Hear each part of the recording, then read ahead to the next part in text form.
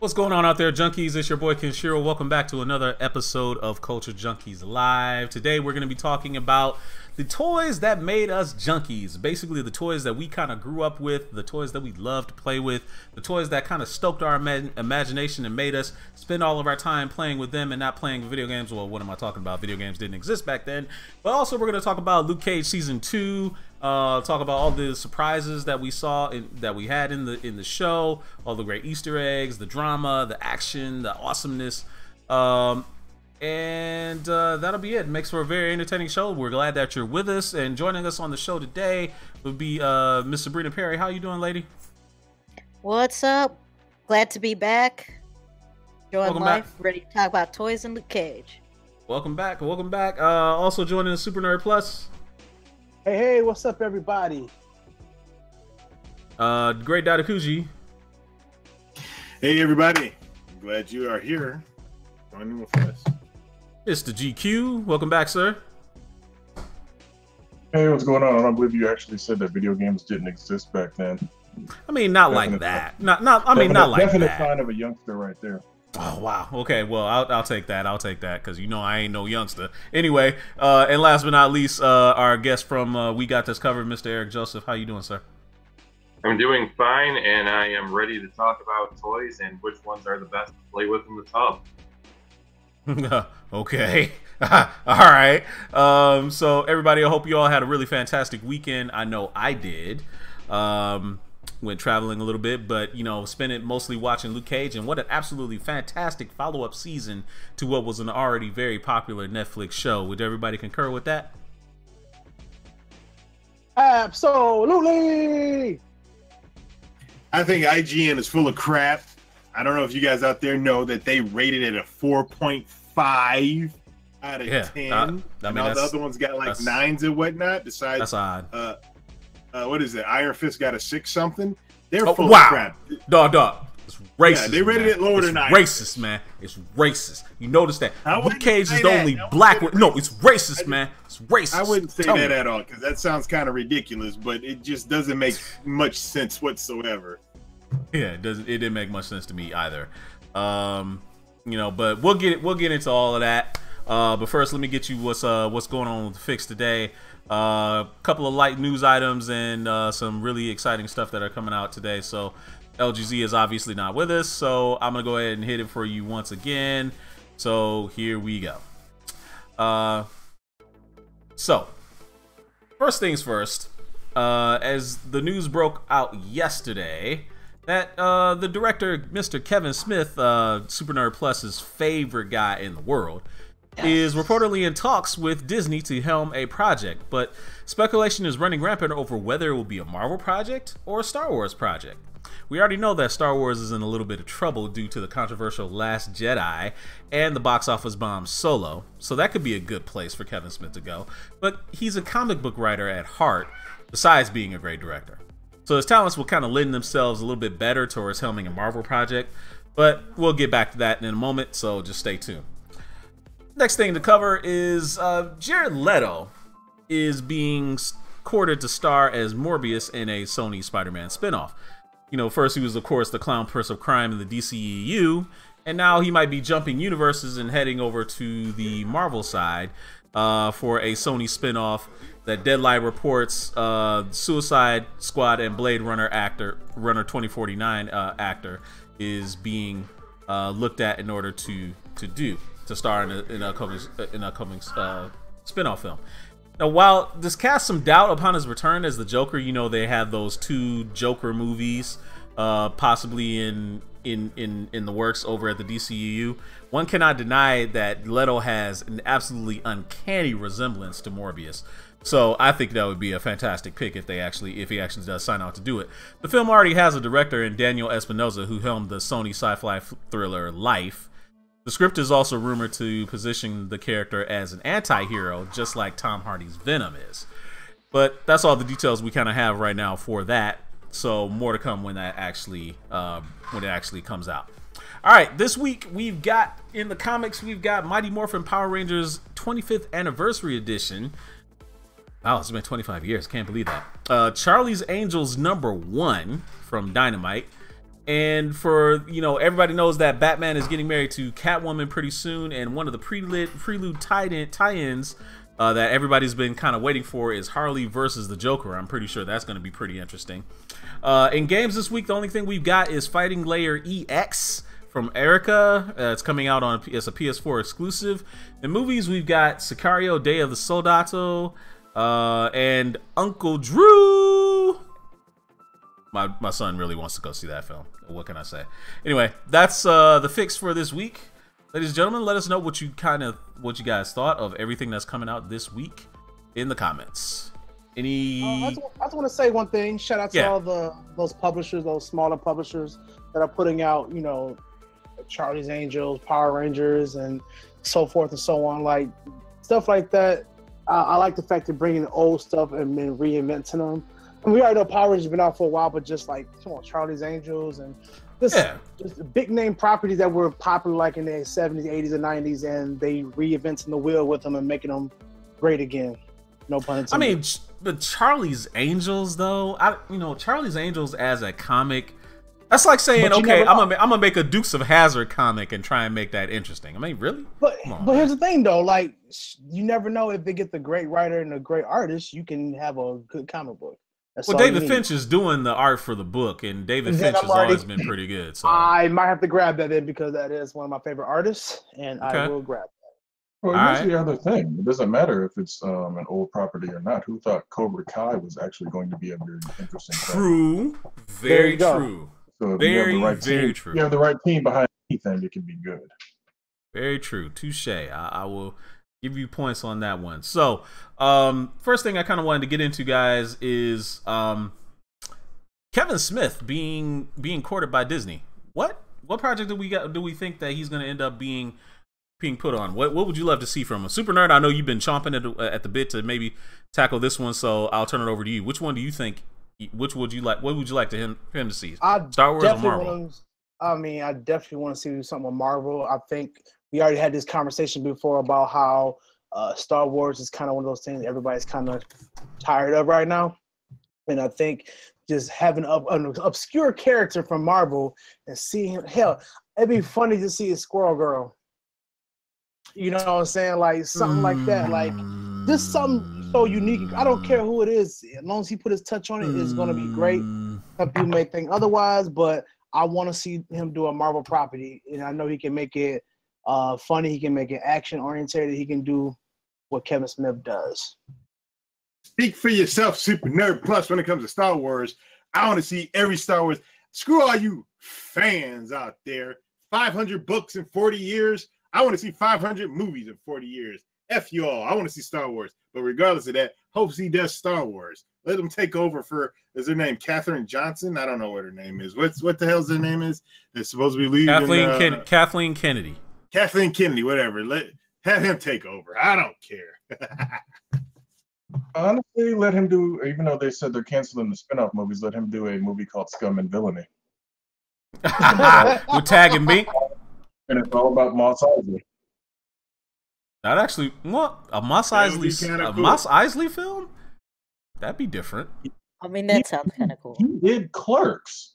Who the hell thought a movie about being outside a convenience store was going to be interesting? True, fair enough. Another good point. Eric, what would you like to see? What would you like to see Kevin Smith do for Disney? I'd like to see him do something with Marvel, and that could very well be it. Because aside from being given the boot on Superman Lives about 20 years ago, I mean, he's written comics, but the only opportunities he's had to explore superheroes outside of that has been with like Supergirl and The Flash lately, and he's done good jobs over there. But I think something in the Marvel Cinematic Universe would best suit him, and he likes to focus also on the emotional side of things.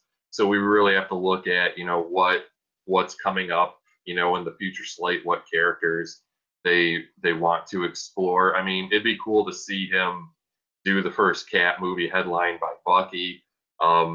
Obviously, Daredevil would be a fit for him because he's written for that character. But as we know, Daredevil is up to other things right now. I would say it's really looking like Black Widow is going to happen in 2020, but I don't think they have a director attached to that. But I wouldn't give him Black Widow. I think that's Yeah, going to be. I'll pass on that. They're going to assign a female director to that. That's just my thing. And there's certain properties like we know James Gunn isn't going anywhere in Guardians. Ryan Coogler is probably doing Black Panther too. So it's probably going to have to be a character who hasn't gotten their own movie yet, and that's where all the speculation comes in. But you never really know. But yeah, it's Phase 4 is really going to seem to be the new guard, so to speak, because I mean we could still have Cap in the form of Bucky, but I'm not so sure how we're going to do if we're going to have Iron Man and Thor around as the leaders, as it were.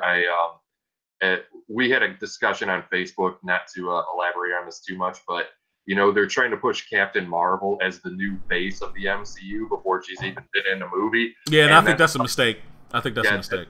That's a title you have to earn, because with Robert Downey Jr., as you remember, Iron Man wasn't known to the mainstream before 2008. And Marvel, if that movie wasn't a success, Marvel would have been left with no money whatsoever, because they sank everything into that. And that movie kickstarted the Iron Man franchise, the Marvel Cinematic Universe as a whole, and it was Robert Downey Jr. was key to its success, and it's the audience's attachment that has made him the face of the MCU. Right now, if anyone is qualified to be the new face of the MCU, it's Black Panther, because he just made over $1 billion. So I think maybe T'Challa can, take that torch going forward. But, to get back on topic, yeah, we're really going to have to look at who is the likeliest to next get a movie that doesn't have a director. I Sabrina? say get the most obscure character and make them popular. Sabrina, what's your well, hold on a second. Real quick, because I'm just adding on to you guys are probably thinking he wrote Daredevil comics. And I know he's probably not just going to be directing some Daredevil episodes for Netflix. That could be where he's going. Actually, you know what? That's a good point, because they didn't stipulate that it was going to be a movie.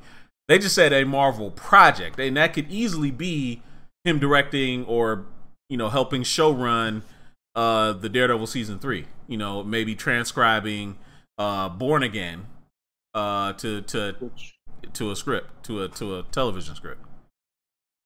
Sorry, go ahead, Sabrina. Yeah, Sabrina, it's probably unlikely that he wouldn't do anything that's not like a comic. Although I did read somewhere that he wanted to, in the past, that he wanted to do just remake a Disney movie. He wanted to do Bedknobs and Broomsticks. So I'm just gonna throw that out there. That'd be just weird. That'd be out of left field. What? I mean, no, I read an article and he tweeted about it and that he wanted to make that movie. So I'm just tossing it out there as an alternate theory, although it's probably more likely that he would do something more in the comic book sort of realm, and maybe he even just becomes a showrunner for some show. I like that. Or maybe Hawkeye. Those are my 3 theories, right? That's because I feel like I don't know if they're doing a Hawkeye movie at all, or if that's even a thing, but it just seems like it would fit in his wheelhouse. Yeah, that could work. It could get him on Eternals. That seems to be. Now we could briefly talk about Eternals, and I'm glad you brought that up. They're rumored to do an Eternals movie, and I think one of the Eternals is supposed to be possibly starring in Avengers 4. I think I heard. The Eternals, I think, would be a very tough mainstream sell, but that's just me. So him doing that, I don't know. I think Marvel's going to run the risk of getting, when they go cosmic, I think they're going to get a little too. I mean, they can get ambitious now. Don't get me wrong. They can get ambitious. They got a lot of cosmic characters that they can touch. But as far as do the cosmic characters sell books? No, they don't. Sorry, they don't. So I'm just being straight. They don't sell books. So if I wouldn't want them to waste their time doing an Eternals movie. They need to hurry up and get Fox in the fold so they can do a Silver Surfer movie or do something with Galactus and some of the others. That's just me. You just named two cosmic characters, by the way.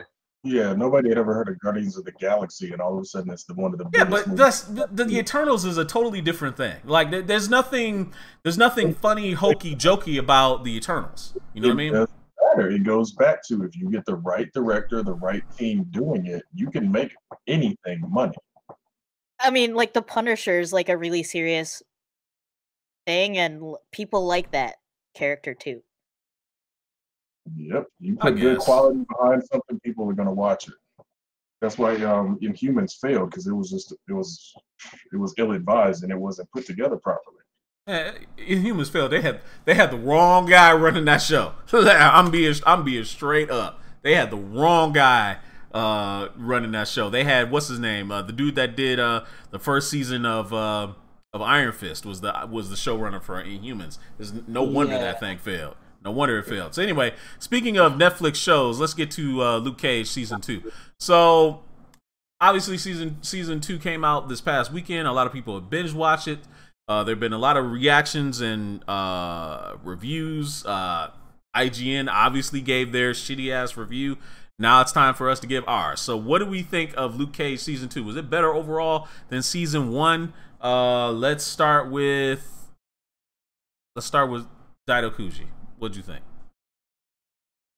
Well, I purposely stopped watching it because for whatever reason I felt like watching some anime, and I started watching My Hero Academia, and I'm on episode 12, so I got 12 and 13 left to watch. Okay. So I don't know how it ends just yet, but I do think it's a lot better than the first season. I don't care what anybody is, especially IGN. They go out suck some bricks. I think Luke Cage is a little bit more developed character. I really like Bushmaster more than Cottonmouth. Everybody said Cottonmouth was great. Cottonmouth was great, but spoiler alert: his cousin killed him. So get over yourself.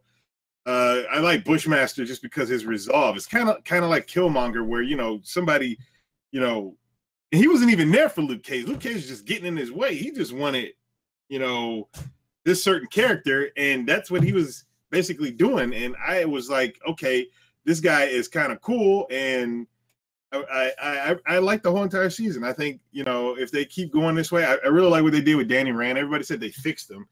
I mean, I don't really know the comic book character, so yeah, the Danny Rand and Iron Fist was a little angry, and this one doesn't seem angry at all. And they did seem to improve the fighting a little bit more, but they apparently they listen to the fans and whatnot, and hopefully they either do a Heroes for Hire, because they started touting that in there. Don't get too far ahead. Don't get too far ahead now. Don't get too far ahead. We're going to talk about that a little bit later. Who knows what's going to happen? I don't know what's going to happen. I personally think instead of doing two separate series, they're partners in the comic book. They have a freaking comic book, from my understanding. I don't know if it's still running or not. It's called Heroes for Hire. Why not just do it? Super Nerd. Well, I have to say they did an excellent job on every character. Like Shades surprised me too. Like he stepped up with Shades, of course Bushmaster, and I think they made Mariah vicious, even more vicious in here. They really fleshed out. I think her sanity was kind of being tested, and she just went all out just to protect her Harlem as it's so what it is. Luke Cage himself, I like how he was showing his anger, and he trying to he didn't know what to do, but it was very fleshed out. I think it was better than the first one because it definitely showed more of what Luke Cage was going through. I mean, yeah, he was going through stuff in the first season, but now it seems like his girl left him. His back is against the wall. And then I think the ending surprised the hell out of me. I'm not gonna spoil the ending of the season, but it surprised the hell out of me with that. And they didn't kill nobody or the main villain, so to speak. So kudos to that. Right. But they did an excellent job. They made me want more of Luke Cage more than any of the series right now. I feel you. I feel you on that. Joining the show is Mr. Fallen Marvel. How you doing, sir? What's your take on Luke Cage season 2? Better overall than season 1? Without a doubt. Honestly, they had a very strong antagonist come along. You had Shades of Mariah doing their thing, developing Misty Knight, with some of the other familiar faces that we know, and just really just showing a different dynamic this go around. And I have to say that this was a very big step up for the Netflix Marvel series with how they utilize characters, and obviously, as far as I'm concerned, fixing one. But yeah, I really enjoyed this season. Like, this is by far the best seasons I've seen personally. And that's saying a lot since from how good the first season of Daredevil was. So yeah, that's pretty much my consensus. It was dope. Yeah, it was really good. I liked, for me personally, I very much enjoyed Alfre Woodard's performance as Mariah Stokes. I love seeing her character's progression. I mean, and she did a fantastic job in season 1, but season 2, it was almost like a master class in acting. I mean, just the way she would play. It was like she was nefarious. She was struggling to basically stay above water. She didn't want to be buried by the Stokes family history, the Stokes family name. She wanted to, strike out on her own and make her turn what she saw her grandmother, Mama Mabel's, and get away and turn the nefarious side of crime and basically build Harlem up, like do some bad, but ultimately turn it into good, And I thought seeing her descent into basically embracing the Black Mariah personality, I thought was fantastic. I agree. I really enjoyed also. I really enjoyed Misty Knight. I really enjoyed Shades. The one thing I'm kind of glad that they kind of moved away from it really fast was Claire. I thought Claire was very much out of place, and you could feel it even in like the first 2 episodes. And they quickly moved her aside and basically let the show breathe. And they also got rid of Bobby Fish, who was kind of just there. At the beginning of the first season, they kind of moved him off the board as well. I thought that was a fantastic job.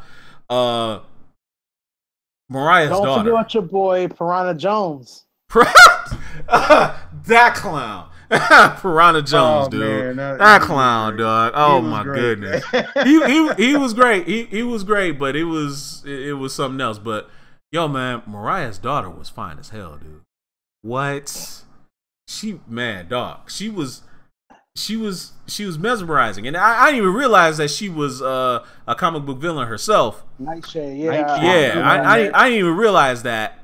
And and towards the end, after that all shook out, I just thought it was great. They did a fantastic job, season 1 versus season 2. Sabrina, did you watch season 1 of Luke Cage at all? Yeah, I watched. Okay. Okay, so were there things about season 1 that you didn't like that you hope that they fixed?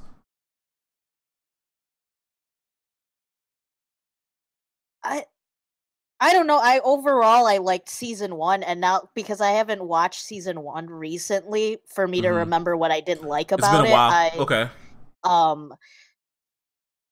I can't really I overall liked Luke Cage, and I was like waiting for it to come yeah, I know I didn't watch it, but I did start a new job, and so I was waiting because I wanted to have time to just be able to straight binge watch it all together, because I wanted to just watch it without being distracted. I hear you. So I've been waiting to watch it, and was excited.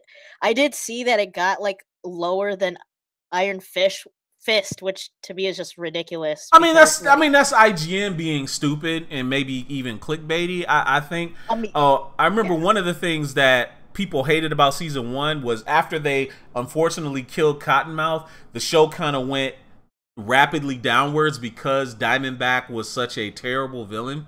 I think as a foil. Yeah, I think that they kind of maybe jumped the shark at that point, but not for the season, not really for the actual show itself. Yeah. Like it maybe slowed down a bit because there was nothing really interesting. We didn't have that problem this season. Like we didn't have that problem this season at all. It like stayed on it started low, built to a crescendo, and it like stayed high. I don't think there was any really, low points of the season where it started to drag down a little bit. I found everything about the second season to be very, very compelling, and I think it was just a very, very strong showing for Luke Cage season 2. And I think for me, I might put it ahead or near the top of all the Netflix individual show seasons. It might be near the top for me, honestly. So let's move on to the next one. Who stood out this season in comparison to season 1? Of all the returning characters, if we're just talking returning characters, we're talking Luke, we're talking Misty, Shades, Mariah. Who do you think basically stood out better this season than they did season 1? I have to say Misty. I thought Misty stood out very well, especially after she got the bionic arm and she started to find her groove. I thought she was really good, and she showed growth. You want to know something funny? What's that? So her real life husband is Cockroach. You front Trail. You front. What? Their husband and wife. Yep. I just I went on Instagram. I'm looking. No man, she's too fine to be married, man. I don't want to hear that. She's married. They are married. I want to hear that. Yeah, they are married. I have to say Misty Knight, definitely Mariah, Shades, but definitely Mariah probably something. Mariah, you said who stood out the most to you? Mariah did, definitely. I felt like she's becoming the villain that was in the books, and she's really doing that personification of Black Mariah, definitely. Dude, she was evil, man. Yeah, she was. Dude, like after she finally just flipped and just said, "Screw it," dude, she was evil. Like, hey, that prison scene was out cold too. Wasn't it though? That was straight up out cold. I ain't like for real. When old girl came to rescue her, man, I ain't trying to spoil it or anything, but dude, I ain't see that coming. Like she was straight cold blooded. It was cold blooded. She was cold blooded. Yeah, Tony ain't meant to saying Sugar grew the most. Sugar, that guy. That the show this guy. Without Luke. What's that, Sabrina? Tony Minter also said that the show works without Luke. Season 2. The show works without Luke? Like I read in the comments here. Hold on, let me.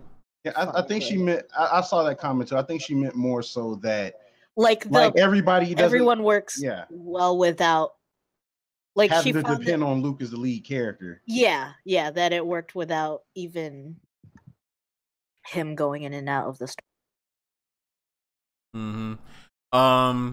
Some people are saying Shades was their favorite. Now, for me, the scene that stood out with Shades was, and I don't want to say that. I want to say this part, for those of you that may not have seen it, but and Super Nerd can relate to this, and maybe I think even you can, Dido, was in the police station, in the interrogation room. Yeah. Like when Shades was basically just rolling, dude. He was lit. Like when he was describing some of the events of season 1 and stuff like that, just the way he was describing Tone, he was like, "Hey man," he's like, when Cottonmouth got his hands on him and he threw that punk ass Tone off the roof, he was screaming all the way down like a little bitch That shit was best. I was like, dude, I was like, this dude is lit, dude. He was lit, man. I think that's episode 12. Yeah. I haven't watched that one yet. Yeah, I don't know. He was. I think they made him more vicious. You know, he definitely could have been his own guy. He thought he could have took over if he really wanted to. He should. You know, I think he was trying to with Mariah. I think he was trying to. And you know, was anybody else kind of creeped out by their relationship a little bit? I was. Mariah and Shades. Okay. It wasn't just you. Maybe the vibe that I got during season 1 is I think it was kind of like more of like pushing her up to kind of be like this, like the boss that he always wanted or something like that. Like that was kind of the dynamic I was getting from the first season. Mm-hmm. I didn't think it was going to go this far with this season. I don't know. For me, it didn't work. It didn't work very well. I know a lot of people say it was cringeworthy. Some of it was cringeworthy. Even when they were like kissing, like some of their kissing scenes it just looked really awkward. Like Alfred Woodard didn't want no part of it. You guys are just ageist. Like, no, I'm not being ageist. I'm being serious, man. It just looked like no, dude. No, it just looked out of place. It looked like she didn't want no part of it. For real. Title. But here's the thing, though. I thought it was gonna be like a twist. He was just using her to date her to run everything, which right. That's what I was thinking he was going to do, but he really was in love. Yeah, no, he genuinely was feeling her, man. And you could tell. You could tell. Say good evening to Mike Riley and to Tony Young. Good evening to the both of you guys. Dog, and anybody else stood out to you as far as like comparing season 1 to season 2? I mean, what do we think about Luke? Luke's growth as a character. Some people say that he didn't actually. Like he started to grow a little bit, like he was a little bit more sure of himself. He was cocky, but then he kind of reverted back to being unsure of himself as the season in the middle parts of the season. I could kind of see that. But for me, I think I like the progression that they had with Luke because up to this point, Luke has always seemed to be an altruistic person. Like he was obviously this big tough dude, but like at the end of the day, like it's like they kind of always made a point to like do like the whole the humane, the always caring kind of person. Mm-hmm. And I thought it was interesting to see that get challenged in this season because that was like one of the things that it was like you wondered how his character was going to develop in between his first season Defenders. Up to this point, he was just like all this, like, he was just always trying to do the right thing. Now he's at that point where it's like, okay, maybe doing the right thing all the time isn't going to get everything done. Right. So I kind of like that growth of him because now it's just showing him was like, well, hey, like sometimes you got to get raw to get shit done, Right. So, I enjoyed that about him. The only other thing, like again, to piggyback what your guys were saying about Shades, I thought he was a very well developed character. Without giving too much away, all I can say is it was Shades. It was just like a certain scene that kind of reminded you of New Jack City for a little bit. All I gotta say is that's what you're talking about. All I gotta say is that scene to me was like the highlight for him to me. So that's all I gotta say as far as that goes. Yeah, I like the dynamic with him and his dad. That was pretty cool. Yeah, that was pretty good. Yeah, and that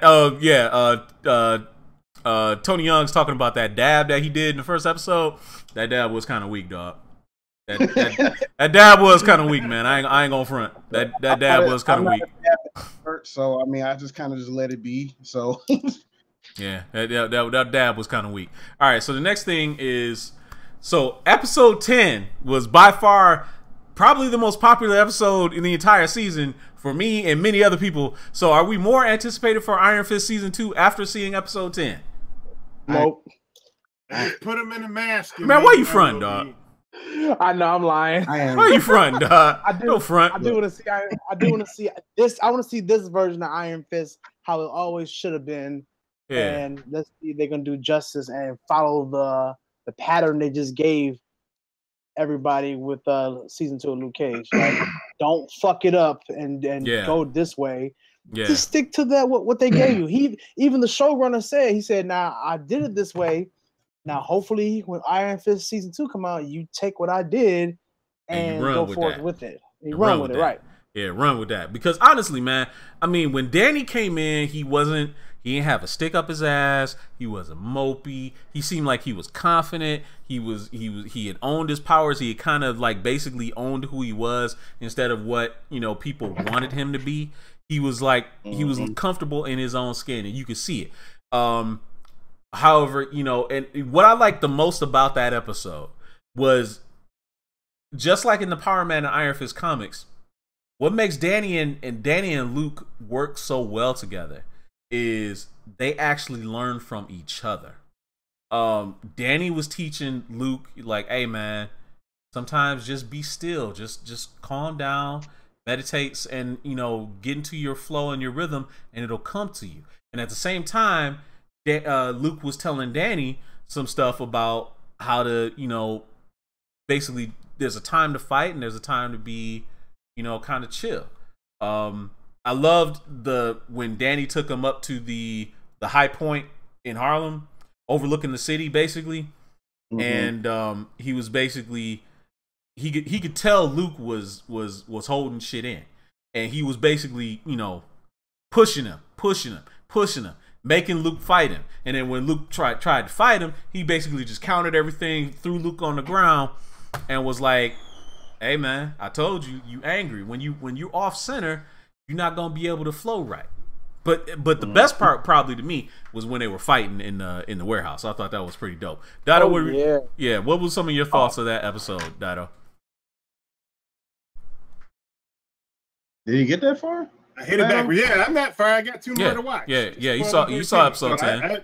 I've seen the episodes, and I thought it was actually pretty cool. I did like the dynamic that they had. They actually seemed like they were more friends, because like if you go back and watch the Defenders, it seemed like they were butting heads quite a bit. And I was like, wait a minute, aren't they supposed to be like, I don't know how it was in the comic books again, but did they just like come together and have a natural connection or whatnot? But they seemed like they had that connection in episode 10. I think it was 10. And the fight scene was actually pretty dope, seeing that in the warehouse. So I thought what they did was actually pretty cool with both characters, to tell you the truth. And this time around, if you think about it, it's Luke that got the anger problem. So, it's probably Danny there telling him, not necessarily outright saying that I was angry and this is what I did. It was just kind of like, you could tell that one was angry and one was not. And they kind of moved from there. And I hope to see more. That's why in my previous statement, if they were to do a show instead of doing Luke Cage season 3 and Iron Fist season 2, or they did Heroes for Hire, they just do that Heroes for Hire and have them together. Yeah. Like, dude, like I was ready for Heroes for Hire like 10 minutes after Danny appeared on the show. Because you could tell right. It was different. You could tell it was different, and it was like, this is what it was supposed to be all along. I was ready. Like them in the barbershop, back and forth. I thought it was just great. All of it was just great. Yeah, the barbershop scene was pretty funny. When he's talking about the dragon, some of that young dude, DW. Yeah. That was funny. Yeah, it was. Yeah, it was. And I love the breakdown in the Chinese restaurant later, where Danny was like, so tell me what. He was like, so you're bulletproof, right? And you've seen all this weird stuff, but you can't, and you see that my fist, they can glow. And you can't believe that I fought a dragon. Like you can't right. You can't believe that? Like in the world that we live in, you can't believe that? Really? Okay. Right. All right. That was funny. I died laughing at that part. That was great. That was actually really great, because it's just that dynamic between them, just after they took care of everything they had to take care of at the warehouse, and they were just chilling at the just relaxing or whatever. Like they really felt chill with each other. They did. It's like, man, it's like, dude, this is what we've been wanting. It's right. like, it's like, okay, I know he's not gonna watch. It's like, Scott Buck, why didn't you think of that? What is wrong with you? Yeah. Why can you think of that as far as the man as a character? Come on now. But I digress. You know what else is cool? I like they added a lot, or not a lot, but a few of Luke Cage's little side villains, like Cockroach, Dontrell. Was it Dontrell? I forgot his last name, but Cockroach basically, Yeah. and Piranha Jones. Mhm. Like I thought that was dope. They just sprinkled that in there because remember they didn't really mention my man's name until like later on. I was like, oh snap, it's Piranha Jones. Like, but in the comic books he's a little different. But you know, I like how the way they did him and how they. Well, they called him connected with Piranha in the Mariah. first. They really did call him Piranha, like in the first couple episodes. He was known as Piranha, you know. So, I mean, Well, yeah, he was in there. I guess maybe I wasn't paying attention, but I'm thinking Oh, okay. Piranha Jones. Wait a minute, I was like, wait, that's not the same guy. You know, I'm thinking Right. about somebody. I'm thinking about the Piranha Jones in the comic. I'm thinking he gonna have metal teeth and shit, and it's gonna be Piranha Jones, but it wasn't. Something okay, so that's Piranha Jones. So yeah, I wasn't paying attention to that part, and I lost what was said. But yeah, I think that was really cool how they made that. I like how they reinvented those characters from like those 70s tropes or whatever, and not made them goofy. But they also cool. I like the fact they gave Cockroach his famous 6-barrel shotgun. Yeah, that was good. That was good. I mean, that show. This season was full of a lot of really, really nice Easter eggs. I thought, some nods here and there. I loved how somewhat seamless they kind of make the New York street level heroes, the world. How they talked about saying, you know, Luke. How Danny was saying, Luke, you know, hey, you're not alone in this. You know, I got your back. Misty's got your back. Colleen's got your back. And Jessica's got your back. You know, you're not alone in this. You know, you can, if you ever needed help, you know, you don't have to carry the weight of the world. You know, we'll come down here and we'll help you. I thought that was pretty nice. And Reggie Cathay is Luke's dad. I thought was really, really good. That scene on the street with the two of them, I thought was really good. Did Luke ever go full Eric Benet? No, but you know what? I'm glad Tony Young actually brought that up because, dude, all the little coffee comments that seemingly all the women in the show were laying at Luke. Dude, you had the old lady. You had the old lady saying, "Hey, you want to come in for some coffee?" Dog, that was funny. You had when Luke was shaking down the Italian gang, like he comes out of the front old girl at the counter is like, oh, would you like a cappuccino? And he turns back and looks at her like, no thanks. And then even Annabelle, and you know what? The capper, and you haven't seen this yet, Dido, but you will see it. But Super Nerd and Fallen Marvel can speak to it. Annabella Sciorra asking him if you want to have if you want to get some coffee at this local cafe. And now Annabella Sciorra, if you don't know, I mean you've seen her already, Dido. She's the female Italian mob boss, who's actually a Punisher villain. She's actually a Punisher villain. I forget her name. Carbone is her name. Yeah. But when she asked him for coffee, knowing that Annabella Sciorra was infamously in Spike Lee's Jungle Fever, yeah, with Wesley Snipes, it carries like a little extra weight there. I thought that was actually pretty funny. The whole thing. Yeah, that's funny you said that because I didn't know who she was, and then my girlfriend saw that. That's the old girl from Jungle Fever. I said, "What?" I went to IMDb and looked. I said, "Damn, show is." Yeah. Okay, I'm just discovering that right now because I honestly didn't know that. Yeah. So it carries like a little extra week, you know. Saying, and then the dynamic, of course, the dynamic of what was like. And Super Nerd and Fallen Marvel noticed like the dynamic of visually on the screen, what was going on. It was like all these women were aroused by Luke doing, like, basically breaking their henchmen down. It was hilarious, dude. It was absolutely funny, dude. it was just great. I don't know what else more to say about Luke Cage season 2. I thought it was fantastic. I hope we don't have to wait too long before we get more Luke Cage. I think Mike Coulter has finally embraced the role. Hopefully we see some Misty Knight in Iron Fist season 2. I think it's, well deserved. Time for some Daughters of the Dragon. That scene with them, Daughters of the Dragon, I thought it was really well done. It's gonna be some really cool stuff. So if you haven't seen Luke Cage season 2, or if you're holding off on binging it, don't waste any time. Binge some of it like right away. So all right, guys. So we're gonna go ahead and get to the main topic. The main topic is toys. Where we get those wonderful toys, and toys from back in the day, the toys that made us junkies, basically. So I want to start off with GQ and Eric. What were your favorite toys growing up? I mean, I already know it's probably easy to say what were your favorite toys growing up, but I still want to hear you guys say it. So let's go around the horn. What was everybody's favorite toys growing up? GQ, start with you. Transformers, G.I. Joe, mainly.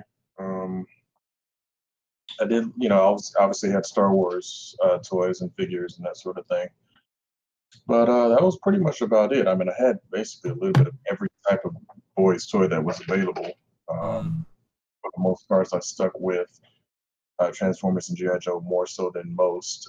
Still have some He-Man stuff, obviously. But that was pretty much about it. I mean, I'm a little surprised you didn't say Star Wars. You didn't have like a lot of Star Wars figures and vehicles? No, I did. Oh, yeah? I said that was the good thing I said. Oh, but they weren't really your favorites. It was more G.I. Joe and Transformers. My apologies. Okay, Eric Joseph, what were some of your favorite toys growing up?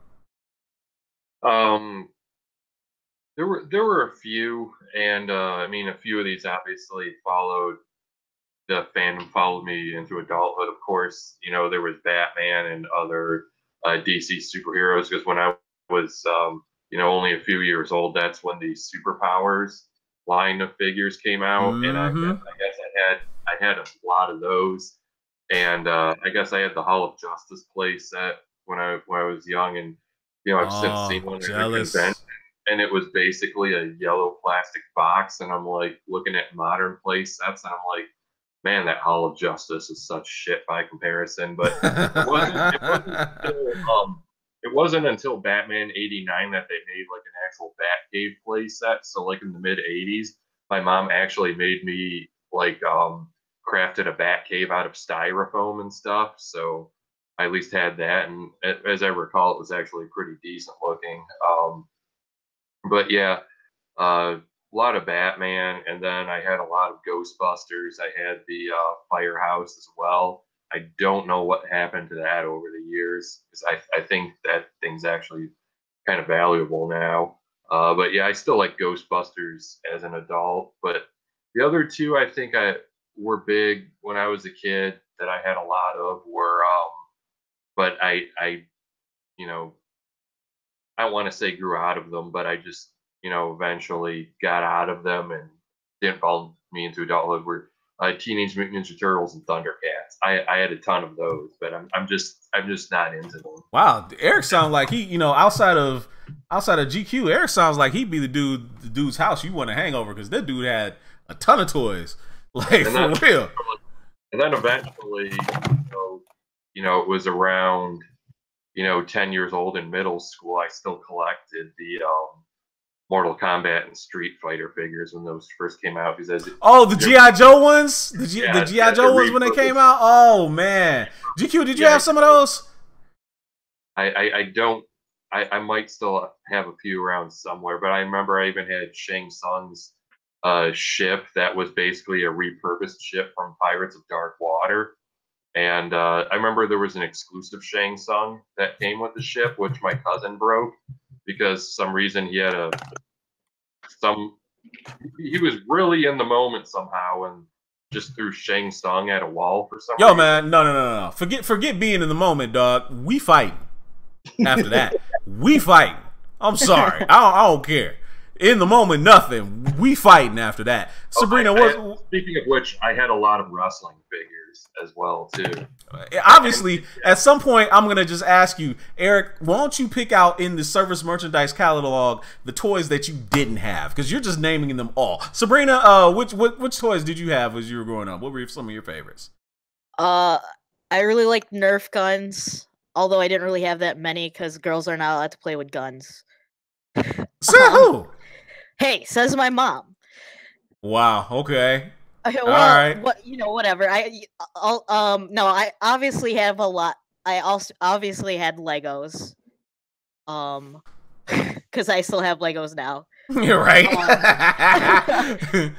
But side note, I actually have more Legos now than I did when I was a kid. Also, I was like really obsessed with like my grandpa would always take me to McDonald's, so like just like the Happy Meal toys would make me really like, I guess, happy because that's what the Happy Meal. But never actually collected like a full set, so it still kind of bothers me as like a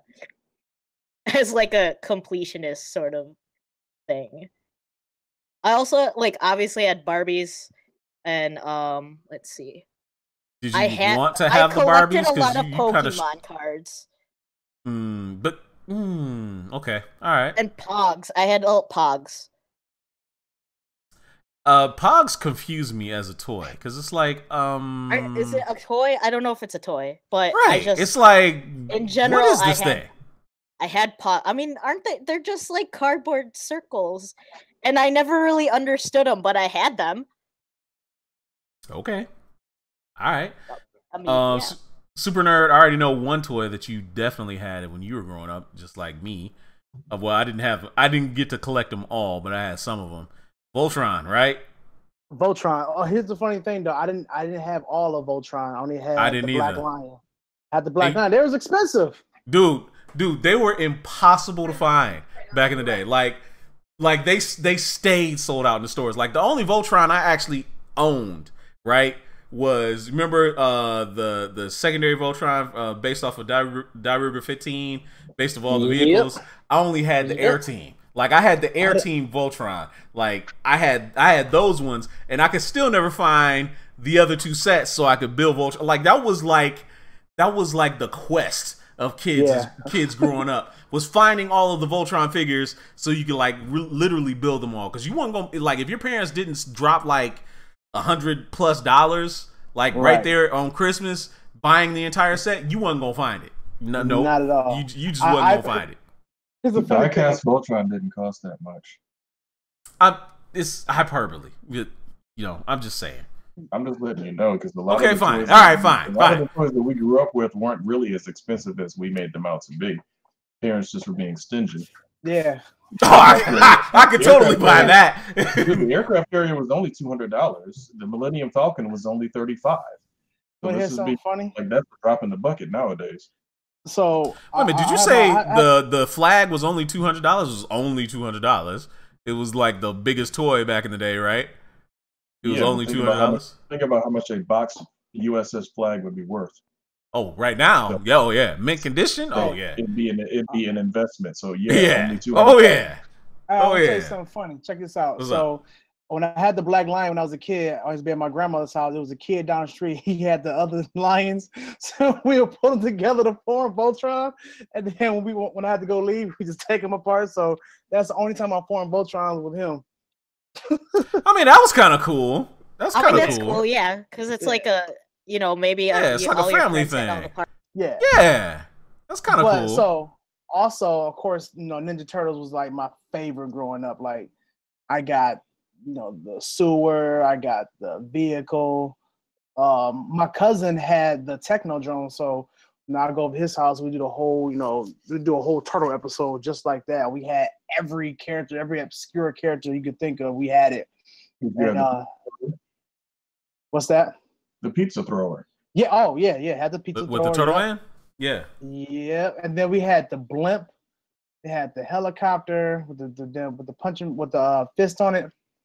Like we just had so many characters. And then of course, man. I must have been a broke ass kid because I ain't really getting none of the vehicles, man. I got like figures, but I ain't really get to have it. The only vehicle I got was the Mirage from Silverhawks. Like that was the only vehicle I got. And I had like one or two Silverhawks.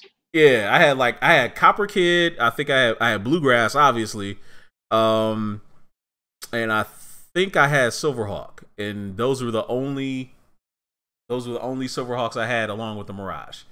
You know what my mom used to do? She would buy. You said what? What'd you say? Oh, how your grades? Your grades?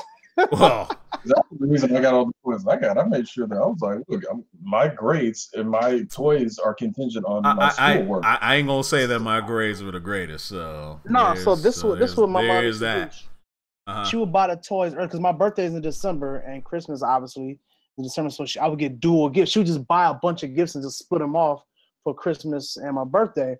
So she would buy the toys early on in the month and just hide it at my auntie's house. So I won't, because she know I'd be snooping around trying to find them, and that's why I had so many gifts. Like that's why I had all the vehicles, because she would buy when it was on sale months in advance, and then just yeah, that's what she would do. So you know, that's why I had all the turtle stuff.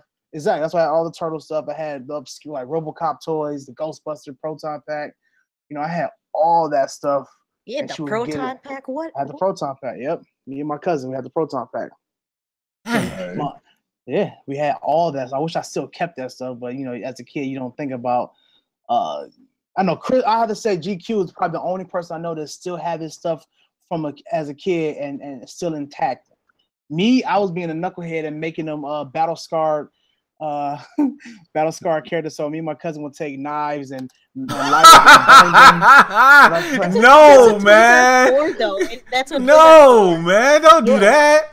Yeah, we made them battle scarred. Like you're like the kid in Toy Story who exactly. So we had like all the turtles, right? We had them like we take a sharp knife and just cut like their bicep. They got a big fight with Shredder or whatever. Like we burn their thigh or something like that. You know, it was crazy. And then remember that Howard the Duck character in Turtles? What was his name? Ace Duck. Yeah, we had like he was flying in one of the turtle copters and he crashed land or whatever, and we melted him. So like that's what happened to him, because he crashed or whatever, because he's fighting Krang or whatever. So we had this I masterminded this elaborate storyline, and my cousin went along with it, and I was just like, I melted him down to nothing. Melted him down. Oh dog, what are you doing? He burnt in the helicopter. So what are you doing? What are you doing? All in the name of realism. His toys or whatnot. I mean, that's when you dumbass kids you did like that, because I know I did some of those with my GI Joes, including freaking taking them apart and like changing their pants and putting them in, I remember doing that. Yeah. And stuff like that. Once you figured that damn rubber band out in there, because sometimes that was hard, but like. I almost all the same toys you guys talked about, except for because I had the Turtles and the Transformers and the Silverhawks, but you didn't talk about two of them. It's the Tiger Sharks. Not a lot of people remember Tiger Sharks, but freaking He-Man toys, man. He-Man was my favorite. Honestly, He-Man was my favorite. I had most of the He-Man stuff. Yeah, I had tons of He-Man stuff. I did. So Dada, what were some of yours? What were some of your favorites? Besides those, but also I had the Voltron, which was kind of cool. I did love my He-Man.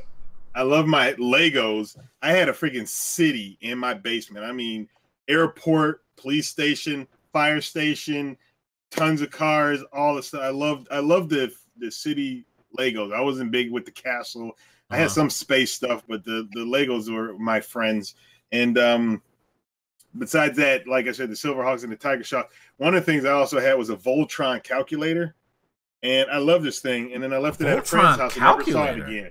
And it freaking turned into a calculator, and you could pull the legs out, and it turned into a toy. Oh yeah, I think I used to have that too. Yeah, I think I used to have that too. I did. I think I remember that. I left it at a friend's house, never saw it again. Man, did you ask him about it? Yeah.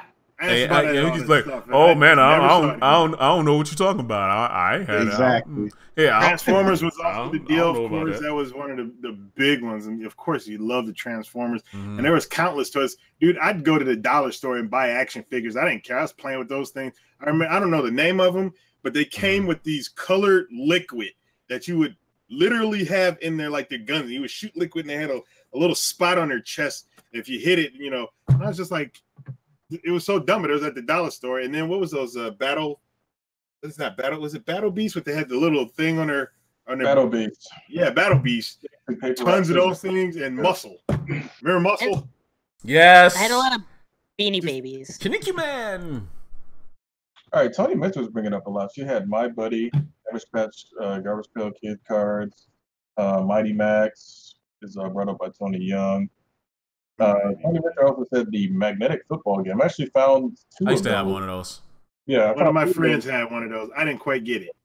What were those Tiger electronic games? Like those are fun. Yes. Yes. Yes. I had so many of those. What? I was so into them. I wound up getting, what was the damn thing? It was made by the same company. You guys remember that thing called the Gamecom? Came out in the late 90s. I remember that. Yeah, that was hard. That was unfortunate. What did you say, Eric? Yeah, Gamecom had that shitty ass. You can't even call it a port. It was Resident Evil 2. That was actually. No, I never do that. What? That was horrible.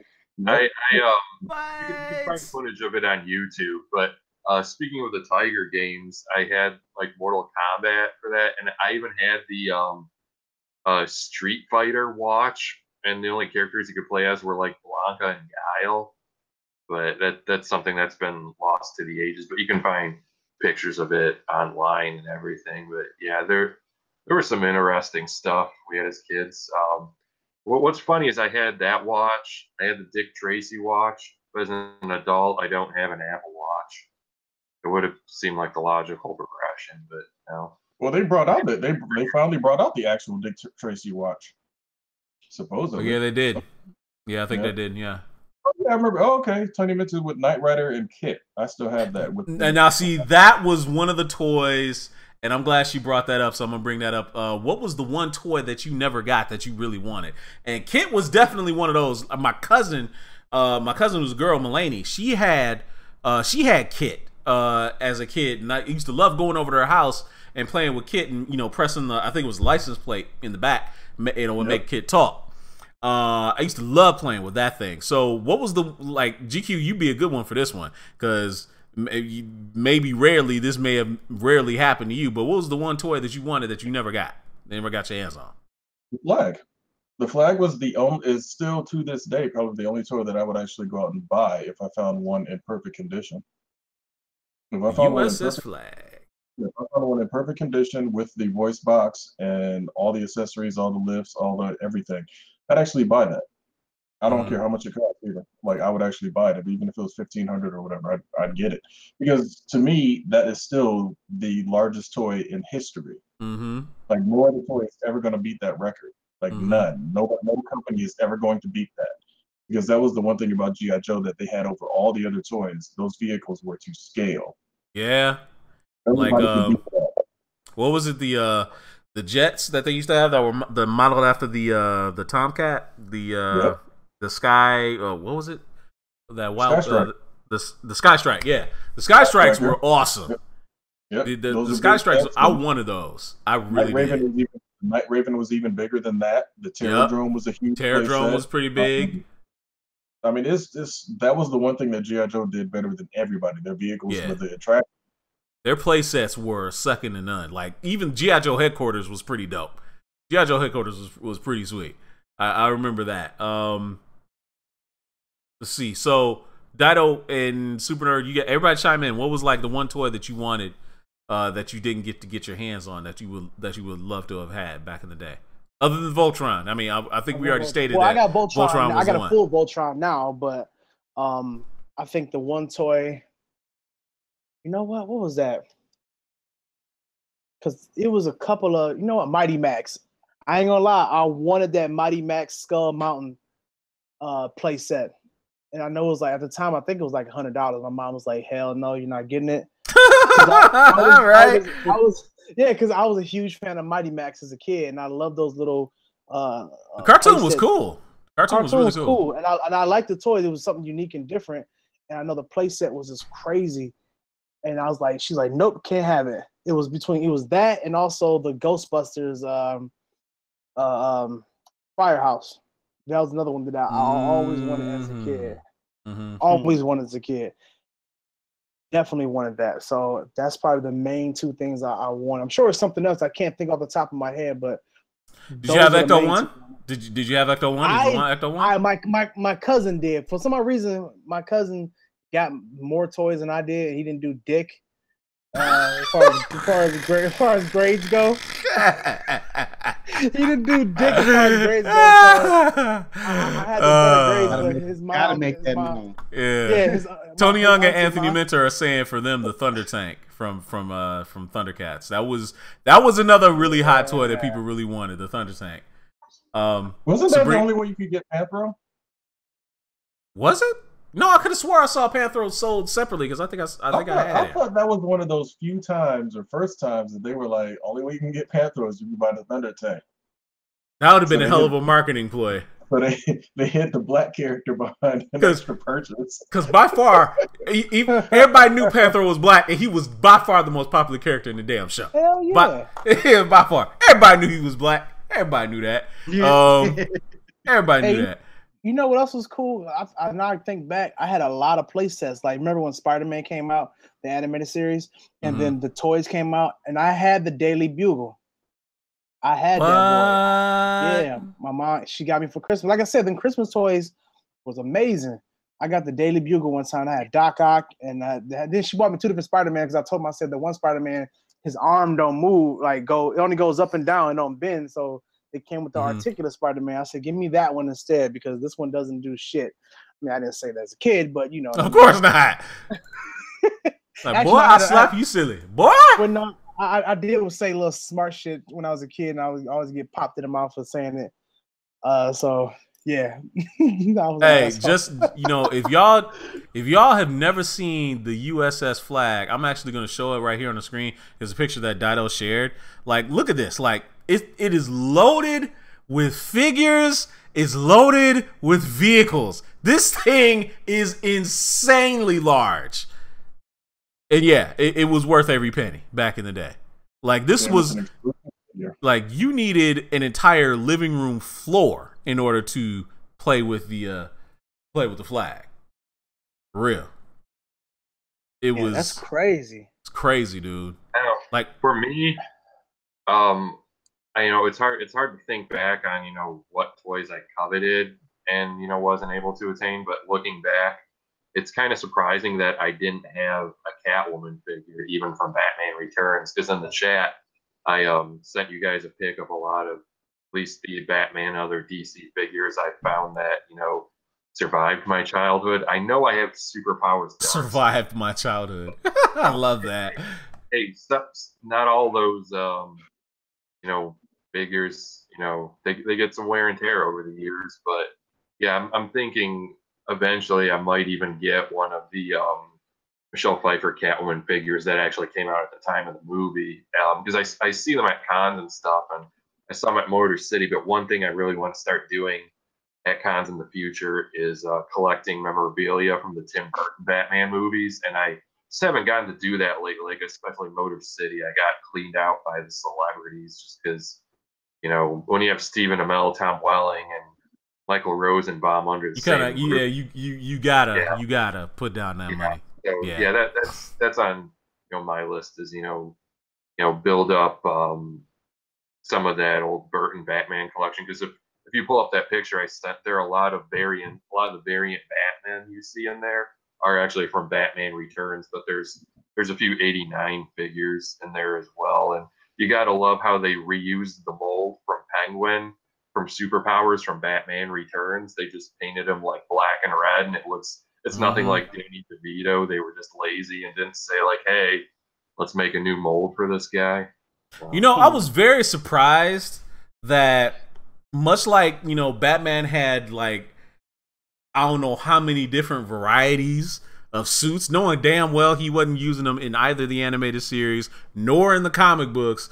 But I was kind of surprised that Iron Man as a toy didn't sell more based on the amount of armors that he had, and because the toy market is so vastly different now, like, because I think who had the Marvel toy license? I think what was it, Toy Biz? I think Toy Biz. Yeah, Toy Biz had it, and they made didn't they make kind of like shitty figures like back in the day? No. Like remember them X-Men figures really weren't all that good. The X-Men figures were freaking cartoon accurate. What are you talking about? No, so I remember some of the figures were not all that good. Their first line was shitty. Oh, that's what I meant. Okay, all right. Yeah. Once the actual 1990s cartoon came out, they were making them screen accurate. Yeah, that's right. You might be thinking of the Secret Wars Marvel figures from the those were shitty. Those were bad, but no, I mean even like the Iron Man figures. I don't think because didn't they make Toy Biz make Iron Man figures when the animated series was on like in the early 90s? They did. So. They may have, but you're talking about a C-list character at the time. Yeah, right. X-Men is popular. The Iron Man series didn't really take off. I don't think that lasted more than a season or two because it lasted 2 seasons. X-Men were really the cock of the walk in the 90s because I remember going to Toys R Us, there being a whole damn wall of X-Men. Yeah. It was Batman and X-Men in the 90s. Yeah, I know that. But when the Iron Man movie came out, they actually did come out with a lot of different armors for that as well, and even characters that weren't even in the movie, like Titanium Man and I can't remember if they came out with a Crimson Dynamo movie for the figure for the first or the second movie, but there was one as part of one of the movie lines. Yep. The crazy thing is, Toys R Us is going under as of the end of this week, but I used to go into Toys R Us and I would go through every X-Men toy they had, and I would literally grab an employee and be like, how many more you got in the back? I would have them go through crates in the back to get Chase figures that I wanted because I didn't care. I'm like, look, because the way I did X-Men, especially the Toy Biz ones, is I bought 2 of everything. I had one to open and one to keep, and I still have all the ones that I haven't opened. I feel I basically have like that entire line sealed. Right. But I have also, all the same figures opened as well. So it's like, right. Yeah, like the Chase Iceman, the Chase Gambit, and all of those. I was like, I know exactly how they come. It's just one in each crate or one in every 6 crates or whatever the hell it was. They hated me. I bet you they did. Hey, the scourge of Toys R Us. That's GQ. I was going to say, speaking of Marvel nostalgia, some of you may remember the Marvel Masterpiece cards. The guy who drew those is going to be at Michigan Comic Con in August. So if you still have some around, I think I do think I have some. I think I have still some. got my X-Men 95 Flair cards. Isn't that Joe Jusko? Yeah, Joe Jusko. Yeah, he'll be there. I don't know how many. I think I still have some Marvel Masterpieces around, but I think I might have even had like the whole first set or something. It'd be we're speaking of. I mean, we're talking of toys, but those Marvel cards back in the day that used to be like that have the little like biographies and like the power levels. The Marvel trading cards back in the day were some of the best things ever. I used to love having trading those cards things. count though as like toys, right? You remember the Marvel cards? I don't know. You could. I mean, I guess you could. I mean, like you get them as a kid. Like that's where they kind of like Pokemon cards or like. It depends. Well, Sabrina, it depends on how you look at it because sometimes cards were included with action figures. It was a package. So, again, it wasn't a toy because you didn't play with it, but it was tied to toys in a lot of ways. That was one way they were kind of getting over with it. I used to routinely spend my allowance money on those Spider-Man trading cards, the Mark Bagley ones back in the early 90s. I still have the portfolio of those. I don't think I ever collected them all, but I have most of those. Michael Riley says I wanted all of the Batmobiles and didn't get them. And never got them, so I can relate to that. I've always wanted like a Power Wheels car. Oh yeah. That's one thing that I am glad that I never asked for, to be honest. Really, why? Because I never asked for it. I just always wanted it. It would, for me personally, it would have been a waste of the money used towards other stuff. Because those things are still expensive. Those things are like I think they average now about $300, $400, but back then they were at least pretty close to that same price. And for me, it's like that would have been the Flag, the Millennium Falcon, Optimus Prime, Megatron, and something else. So I'm like, I don't need one thing. I need 5 things. I never asked for one. I was just saying like it's a thing that I thought would be cool to have, but I just like never really. I completely understand that. Yeah. And like I said, I'm glad I was never gifted one, and I definitely never asked for one because I'd been like, you could have took all that money and got me like 5 or 6 things. I always wanted the whole Megazord. Oh yeah, Like, yeah, that would have been a good one. I only had like one part to it, and like I always just wanted like the whole thing. Like I had the yellow one, like yeah, Saber-tooth tiger. Yeah, and then my cousin had the black one, and we would just like only have legs for some reason. Like, here's Eric's collection of Batman figures and one lone Flash mixed in the middle there. But he also had 2. He had a couple of Batmobiles. Well, he got Riddler. He got the 89 Joker and 89 Batman in there. Yep. He's got I still those too, and that Joker you could actually hook up a little squeeze bottle behind. Well, like it wasn't a really bottle. Oh yeah. To for the acid. Yeah. Well, it wasn't acid. I mean, that'd be a little bit excessive. No, you know what I meant. You know what I meant. It was supposed to replicate his acid. The Joker acid. Okay. So one of the things that I wanted that I didn't really get to. I mean, I won't say wanted. Well, yeah, I did kind of want them because I'm a big Star Trek fan. So the only Star Trek figures of note that were any good were the Star Trek Next Generation ones. And like I remember they had a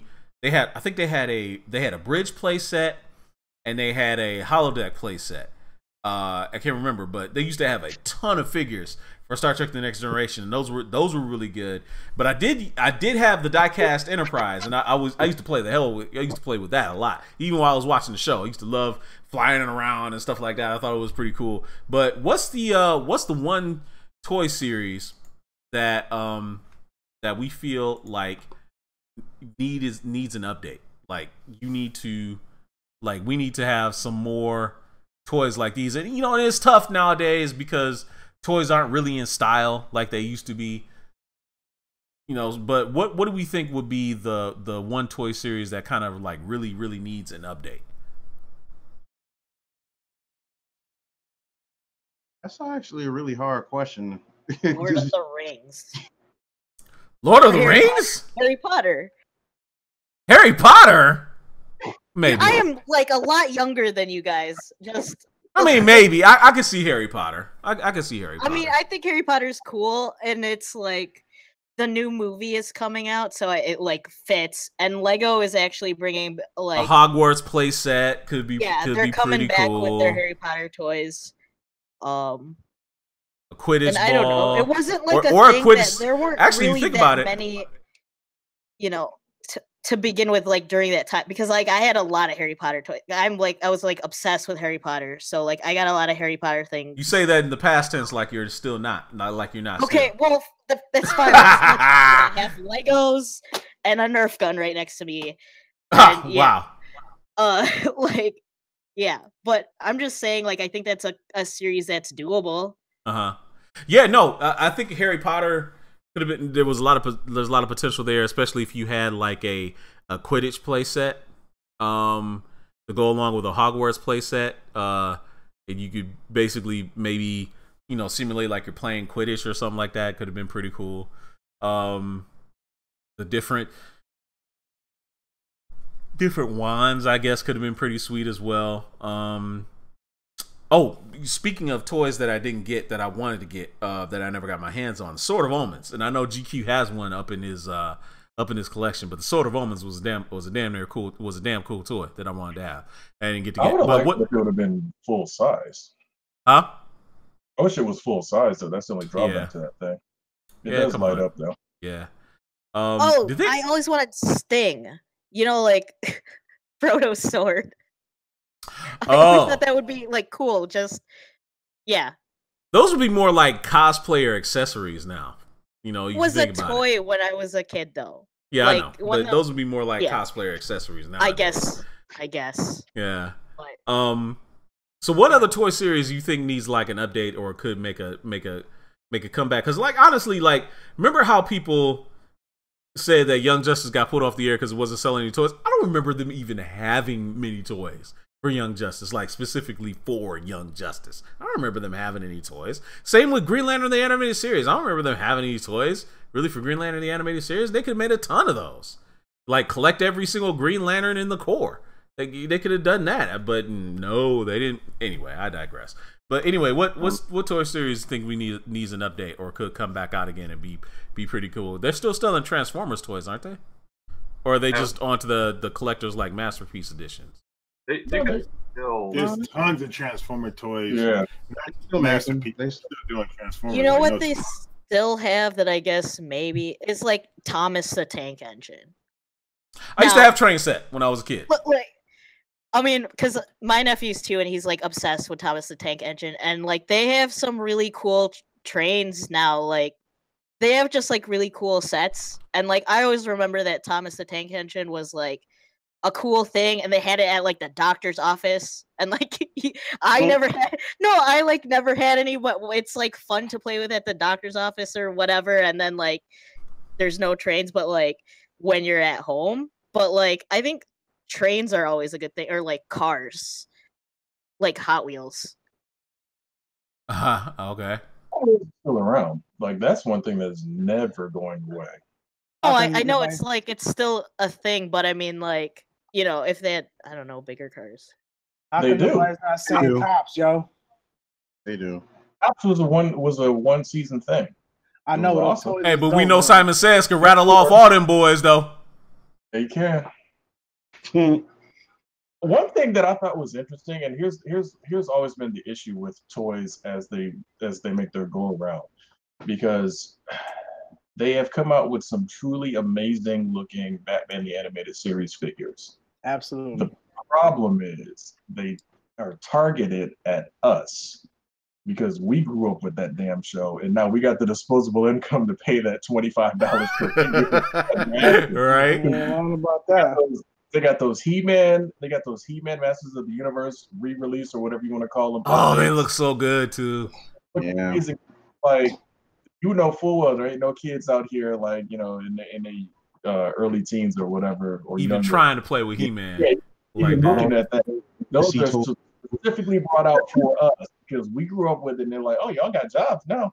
Like, Yeah, that brings up a point I was actually want to talk about, and GQ kind of segueing into it, is that someone at DC, Warner Brothers, and Mattel need to sit down and think of how to, you know, get this brand back out to the people, because one of the reasons I think Marvel is so far ahead right now is merchandising, because I haven't been into a Toys R Us in maybe like a year or so, but if I'm you ain't like, about to be able to do so in about a week. You got 2 days left. You got 2 days, dude. Well, if I walk into like a Target or Meijer, there are tons of these Marvel figures, and there's barely any DC. And I think the problem is, and well, some figures can hang on for years. Like, it also, you know, people are buying it on home video for a little bit. Like Justice League Unlimited figures, merchandise, graham crackers survived years beyond the animated series cancellation. But, you know, eventually you have to go with what's current. And if you see what DC toys are there, you know, you see a few Justice League, but that's dwindled because the movie was in November. And then, you know, you see some of like the DC Multiverse figures, but those are geared toward adults and, you know, run like $20 a pop. But beyond that, maybe you might see some Justice League action, but I haven't had a chance to sample that series yet, but it doesn't feel like, I'm just not getting the feeling that that's caught on like other DC cartoons have in the past. And in order for this DC brand to not go under, because comics aren't going to be enough, you know, to keep a fandom, you know, going across the board, and, you know, people have lost faith in the movies a lot, they're going to have to find a way to come out with another DC cartoon and put a toy line behind it that is going to be a success, because why that Marvel wall is getting so big is because they have 3 movies coming out per year. So that's 3 action figure lines you're getting per year. They've got the Avengers Assemble, and what other cartoons are on Disney XD. You know, those have their own toy lines. And then you've got stuff like Marvel Legends and other collections. So that's how many Marvel series. And like I said, for DC, all you're seeing now is, you know, dwindling Justice League and Justice League action sets and maybe a few DC multiverse stragglers. I mean, you're not seeing, they don't make toy lines for Wonder Woman because, you know, they feel that's going to be predominantly for girls. I mean, they make them, you'll see those toys over, you know, in the girls' toys, you know, maybe more Barbie-esque Wonder Woman, and that's Right. good. And I mean, the DC superhero girls line is good as well because, I mean, girls have always liked superheroes to a degree, but more so today, there are more girls liking superheroes than ever, and they never had that representation. And now they do have, you know, the chance to get figures for characters they didn't have before. But really, you know, when it comes to, I'm sure there are boys who will want to collect Wonder Woman figures, but when you see them, there's only, you know, like the few ones from the DC multiverse, and maybe their parents aren't going to spend, you know, the money for those adult collectibles and whatever. Like I said, they really need to sit down and find a way to get the DC brand to reach a younger audience, because right now all the kids coming up are all Marvel. You know, past few decades it was more of a mixture. You know, maybe Batman was on top for a bit, maybe X-Men were on top for a bit, but you know, we look back at that and we saw there was equal representation. But now you look at those toy aisles and there's such a dominance from Marvel, it's not even funny. Like, I think it was Target I was at a few weeks back, and I was just checking out what was there, and they were even moving Marvel figures over into the dwindling DC section just because there's so much Marvel and so little DC, and they really need to get themselves on, you know, like a new Justice League series or something, but something that's on par with Justice League Unlimited. I mean, obviously maybe do a reboot so new audiences can jump on, but I think it's got to be that half-hour format, or rather, you know, 22 minutes plus commercials, so everyone's enjoying it, because I'm not sure everyone's, you know, eating up this 11-minute more lighthearted format. I know it's good for some of the kids, but it just doesn't seem like it's resonating as much as these past series. And I think, you know, this, you know, nostalgic topic, you know, I might have just put a GQ and I just put more of a serious spin on it. But, you know, if you're asking, you know, how toys need to be improved going forward, yeah, Mattel, Warner Brothers, if you want DC to have that long lasting effect, you're going to have to look to what you were doing in the past, because the current model isn't working. I think it's also because people don't really like watch. There's so much different channels. You can get it anywhere, and you can just like binge watch anything. There's no like Saturday morning cartoons where it's just like that's the only show that's on, you know, or like this is the lineup, and you watch the lineup every day or every Monday or every Wednesday. You're watching like the same shows, and everyone's watching the same thing, so they can just put out those toys, and all the kids are watching the same thing or have the same toys, like they want to collect the same things. And I think that's part of it. What Mattel does is, for Barbie anyway, like they have this really cool Instagram, and like there's like videos and things which I just like randomly had seen like the other day, and I thought that was really cool because it like engages kids with like the social media or whatever, so it kind of makes them want to buy, I guess, those toys and things like that. Royalty Queen checking us out over on Twitch says Saturday morning cartoons were the best. Gargoyles action figures, I don't know, man. I don't know about that. Well, they had some. And a couple. Yeah, I mean, the thing is, you got to remember, toys, cartoons nowadays aren't commercial for toys like they used to be anymore.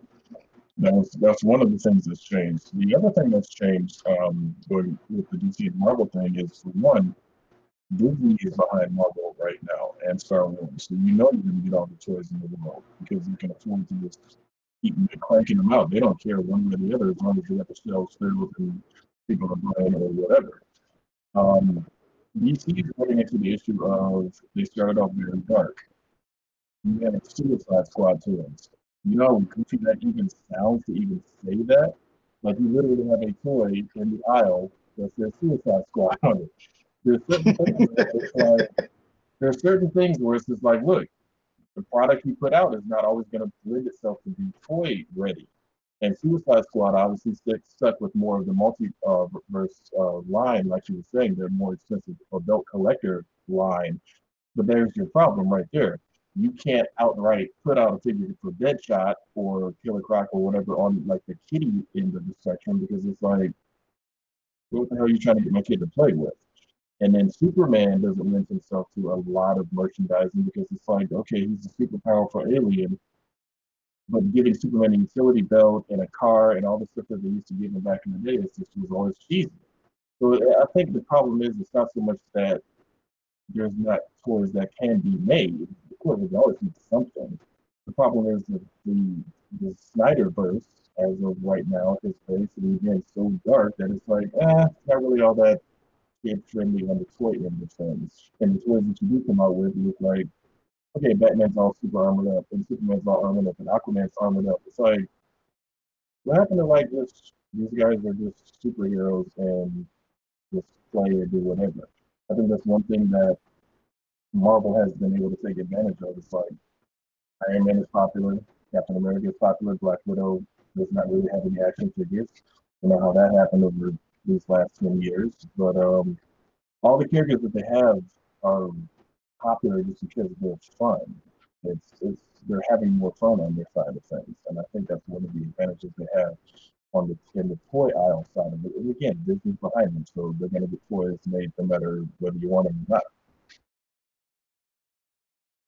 And that makes sense. And like in a way, like it really does seem like they are kind of following like the old model that they used to do back in the day. Like you remember how like back in the day, like how they would have like rated R movies come out, but then they have like toys that they market for kids, like based on the same thing. It's like right. It's like Warner Bros. Is still following that same model, but that model doesn't necessarily really work anymore. Because that's one of the things I kind of noticed. Like whenever I go to either a department store or the toy store, I only see like DC toys based around their movies. Like I don't see you don't really see like anything outside of comic book memorabilia you'll find at a comic book shop or something. But it's like all their toys that you see like in like just for general consumption. It's like you only see their toys based off their movies, and like it's kind of like one of those things where it's like, yeah, y'all could throw like a few more characters out there for people who, kids to look at it and say like, hey, what is that? It's like you kind of have to like be able to do that, but it's like they just rely so much on the popularity of movies. And I think that's what kind of like that. I think that kind of is what bites them in their ass a lot of the time. Yeah, because since I've been hitting up toy stores more since I got back into comics like around 05 and stuff. One of the things that helped me refamiliarize with myself with Batman was the show The Batman that was the currently running animated series at the time, and yeah, underrated series, I think. That had a robust toy line, though I don't think I really collected anything from that show, at least toy wise. But Brave and the Bold had a decent toy line. Of course, we touched on Justice League Unlimited because they managed to milk that for years. But yeah, with the recent ones, it's like they're just not trying. Because like Ken Shiro brought up Young Justice, yeah, they barely made any toys for that. They had some Happy Meal toys. Green Lantern was doomed from the start because when the movie bombed, no one bought the toys, and the chain retailers had so many Green Lantern movie figures on shelves, they didn't want anything to do with the animated series. Therefore, there were no toys. So that show never had a chance to begin with, aside unless you were an adult collector who bought they made like a few maquettes based on the animated series. That's all there was when it came to merchandising. And then Beware the Batman, canceled after one season. All they had for that was like a Target exclusive Beware the Batman for like the multiverse line or something. Yeah, it was just, aside from maybe, Happy Meal toys or something, Justice League Action is one that, they have devoted some time to, but still it's it's far behind, and I can't think of any more ways to say that the current DC selection is sad. But yeah, they're focusing too much on movies, and while I think Batman versus Superman toys probably sold well, and Justice League probably sold well, even though the movie didn't do as well. It's just because kids want to buy Batman, Superman toys, and whoever else is in the lineup. But yeah, it's like I said, there is so many of those Marvel lines. It's just, and GQ's right on certain points, Fallen Marvel's right on certain points. But yeah, it's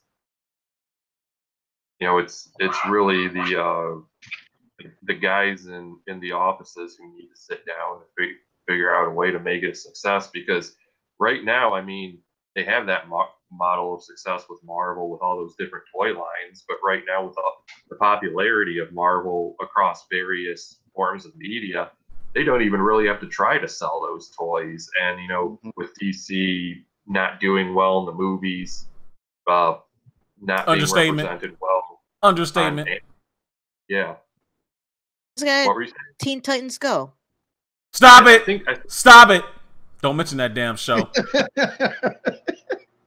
Don't mention that damn show. Mean, unfortunately, we kind of have to. But there's toys. Come on. There's probably they got some cool Funkos, man. The Teen Titans. Funkos is different.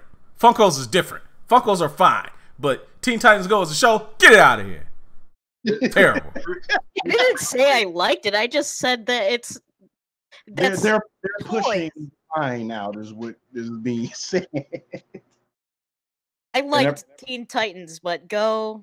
There's only like a few good episodes of Teen Titans Go for me. Yeah, but look at that as the kid who's just at the point where he can comprehend scripted television, and he's looking and he's like, granted, okay, Avengers Assemble isn't the best example of Marvel, but he could watch that and say, hey, I recognize those guys from the movies or whatever, and those guys are going on adventures, and when I watch a DC show, they're singing about burritos. I mean, okay. Yeah, I see it. There's a way I would lean, and I was just gonna say that there's probably like a diehard DC fan who could watch this right now, because there are people on both sides of the aisle who will try to justify anything. Will probably say, you know what, Eric, the reason there are no DC toys in stores is because they can't keep them on shelves. But, yeah, okay, sure. Kind of yeah, maybe. But I mean, the thing is, like, I wouldn't be surprised if we see another like line that they put out once the movie comes out. So, like, I already see them making like a slew of Teen Titans Go toys once that movie comes out. Unfortunately, but I mean, I kind of wonder, did they have like a toy line for Superhero Squad when that was out? You know what? I don't remember. I think so, but you know what would have been cool is Kids Next Door. They did have They had some cool Kids Next Door toys, and sorry, I know that was like way off topic. Yeah, like cartoon line like that, like with all those shows, if I remember correctly. I know, but I mean, I'm just saying that would be a cool thing to bring back. Well, I mean, they try it, but it's I don't know. Like that's the thing. It's like it's kind of hard to trust Cartoon Network with anything like involving Dexter's Lab. So it's like, I mean, trust me, like they're kind of in the doghouse right now with that damn Thundercats roar right now. So man, yeah, just a little bit. Here's the issue though, and with a lot of the toys nowadays, even on both sides, Marvel, DC, whichever, a lot of those, they're like 12-inch figures that you see, and they're made on both sides. That come in those little, and I'm sure Super Nerd has seen them when he used to work at the Big Circle. Those figures that are like, they're about 12 inches tall. They're super thin though, and they basically have like no articulation, like at all. And Super Nerd knows exactly what I'm talking about. He over there acting like he can't hear me. But those figures, because both companies use those, and for whatever reason, it's like I don't know why they keep bringing those out, because they have zero articulation. They're just basically they're just meant to just stand there. They're almost as bad as original OG Star Wars figures from Kenner, where it's just like the arms are like have no movement, the legs have no movement.